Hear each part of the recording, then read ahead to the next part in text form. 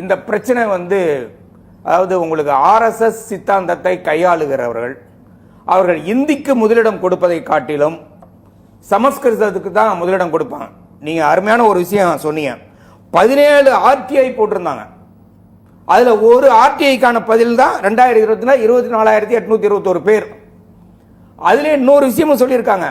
மாத்தூருங்கிற கர்நாடகா கிராமம் தான் அதிகமா சமஸ்கிருதம் பேசுறவங்க இருக்கா, 90% சமஸ்கிருதம் பேசுகிறவங்க இருக்கிறா என்று சொல்லி எனக்கு ஒரு கேள்வி கூட கேட்க தோணுது.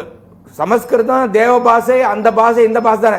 ஏன் உங்க கல்யாண பத்திரிகை சமஸ்கிருதத்தில் அடிங்களா? உங்க கடையை நீங்க வச்சிருக்கீங்களா, உங்க கடையில இந்த பொருட்கள் கிடைக்கும்னு சொல்லி சமஸ்கிருதத்தில் ஒரு போர்டு வைங்களா?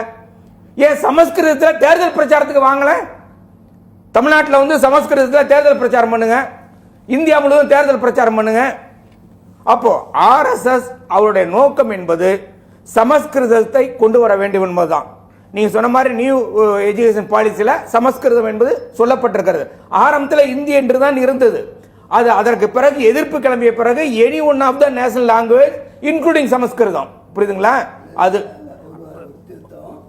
முதல்ல இந்தி சமஸ்கிருதம் தான் திணிப்பு. அப்ப இந்திய பிறக்கல. இல்ல நான் சொல்லிடுறேன், பேசி முடிச்சு. அப்போ உங்களோட நோக்கம் என்னன்னா இந்தி திணிப்பு என்பது தாங்க இவங்களுடைய நோக்கம். இது இது ஒரு செட்டில்டு இஷ்யூ.